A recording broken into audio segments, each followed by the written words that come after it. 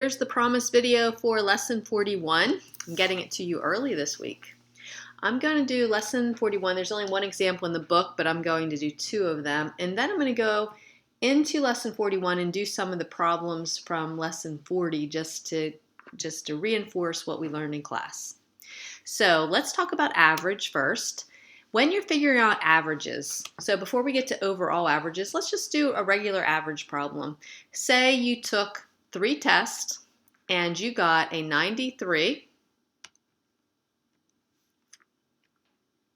Oops, I'm trying to get the right color here. 93 and a 90. Let's just go with an 85 and a 72. Those were your grades that you got on 3 tests. The way that you find the average grade that you received is you add the number of the tests that you got, the grades on the test, and you divide them by the number of tests. So you have 3 tests, these are your scores, and you would divide them by the total number, which would be 3.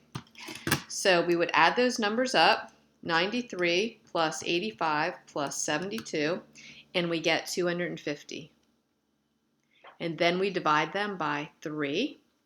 And we would get the average grade would be an 83, and we would round it to the nearest percent, 83%, 83.33333%. So that's how you find the average of 3 numbers. If you had 10 tests, you would divide by 10. So you divide it by the total number of items. Now these problems are a little bit different. They're called overall average problems. So let's look at the first one. It says the average of the first 2 numbers was 6. The average of the next 8 numbers was 20. What was the overall average of the 10 numbers? So basically what you have in the first one, we would have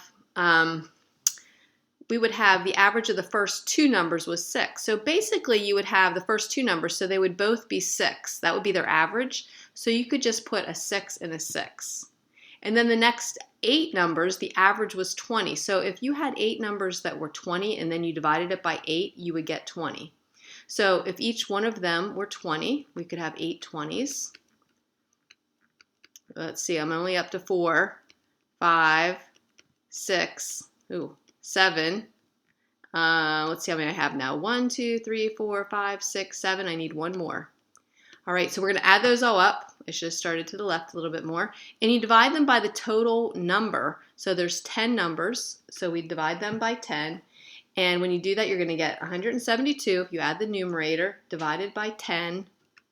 We had 8 tests and 2 tests, and that's going to be 17.2 would be the overall average. We're not talking percentage this time, we just want the overall average.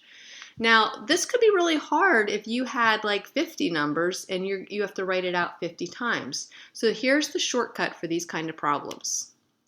So you have the average of 2 numbers was 6. So you would have 2 times 6 for the first 2 numbers. And then for the next numbers, it's 8 times 20. So it's a little bit easier to do it that way. And you're still going to divide it by, there's 2 numbers plus 8 numbers, so that's still our 10.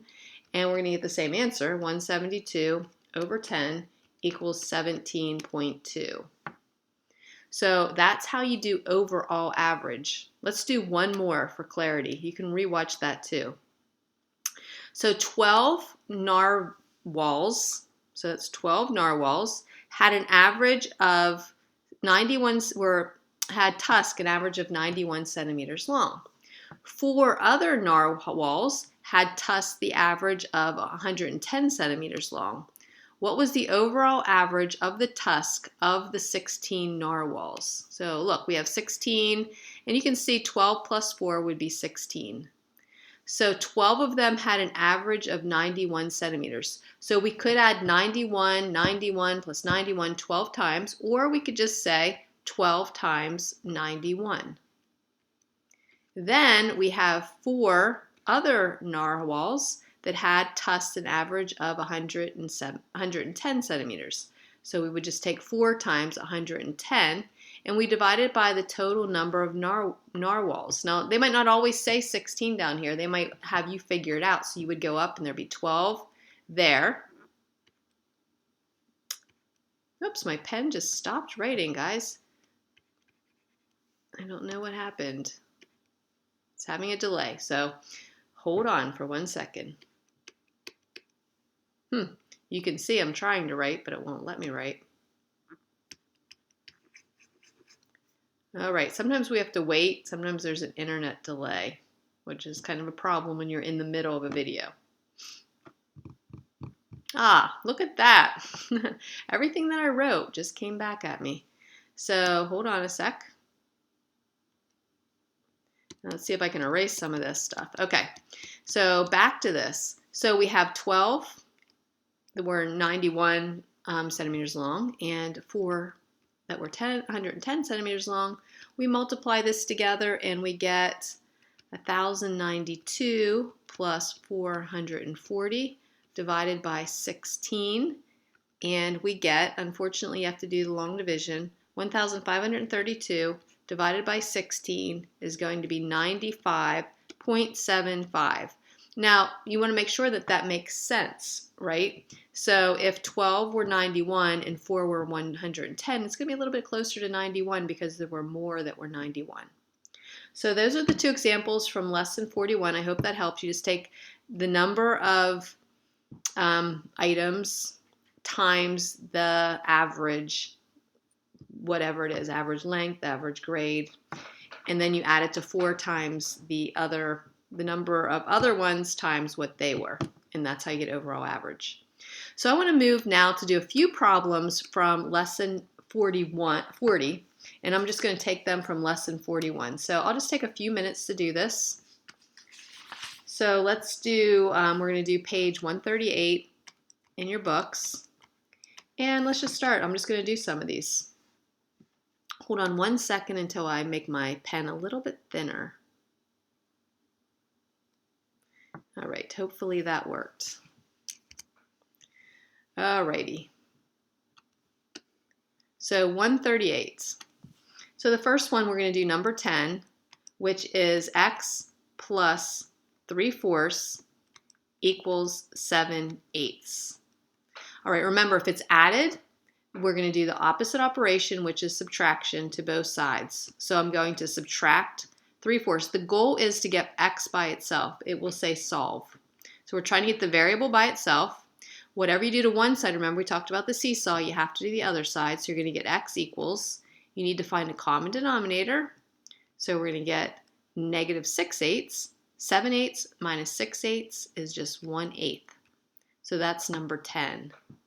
So opposite operation, the reason you do that is you're trying to get x by itself. It's connected by addition. We unconnect it by subtraction. Let's go on and do number 11. X minus 1/2 equals 5/6. So now we have a negative. We're subtracting, so we're going to do a positive opposite operation. See how these are opposite? All right, so that is they're additive inverses, so they add up to 0. We're going to add a 1/2 to this side. We have to keep our seesaw balanced. These add out, so we get x by itself. Common denominator is 6. We're going to get 3/6. 5/6 minus 3/6 is 2/6. And of course, we're going to reduce that. Always reduce. You can leave them improper, but you have to reduce. So your answer is x equals 1/3. Let's go to number 12. Whoops. Trying to get this to move up. It won't seem to do that. Maybe it'll move down. There we go. All right, let's do number 12. 6x equals 18. All right, what do we do to both sides? Well, they're connected by multiplication. When you have a variable by a number, they're multiplied together. If you have two variables together, someone asked this in class last time, these two are multiplied together. So if x equals 2 and y equals 3, you would plug them in using parentheses. 2 times 3, and you would get 6. So when two variables are next to each other, it's multiplication. When a variable is with a number, it's multiplication. Okay, you need to know it's multiplication because we're going to do the opposite operation. The opposite operation to multiplication is division. So I'm going to divide both sides by 6, and we get x equals 3. The 6's will cross out, and we get 18 divided by 6 is 3. All right, let's do 13. X over 4 equals 15. So we ask ourselves, what operation connects the x and the 4? This is a division bar. This is x divided by 4 equals 15, so the opposite operation is multiplication. You can put it over 1 if that works for you. Like that, the 4's cross out, and we are left with x equals 60. All right, 2 more. Number 14 is 5x equals 20. This is really similar to number 12. So they're connected by multiplication, so we do the opposite operation. We do division. The 5's cross out, and we get x equals 4. And the last one, though I'm thinking there's probably more difficult ones that we haven't done yet. I might find you another one. Let me just erase all this so I have room. Okay, number 15 is x over 7 equals 5. I forgot to tell you to stop the video and try these. I'll have to give you some more then. All right, so the operation, why don't you stop it and see if you can do this one. These are connected by division, so we are going to use the opposite operation, which is multiplication. So now these cross out. The goal was to get x by itself. We did that, so x equals 35. I'm just going to find a couple more. I want you to try them by yourselves and see if you can get them right. So here we go. These are your try by yourself ones. So v minus 8 equals 9. Stop the video and try it. All right, opposite operation, we're going to add 8. We get v equals 17. All right, let's try one with fractions. This is for you to try. X plus 3/8 equals 9/14. Go ahead, that common denominator might be a little tricky. See what you can do. All right, let's try it. Hopefully you tried it. Minus 3/8 from both sides. Minus 3/8. All right, I'm actually going to use least common multiple. 7 is 2 times 7.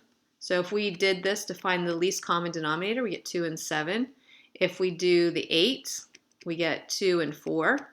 So our common denominator is going to be 2 times 7 times 4, which is 14 times 4.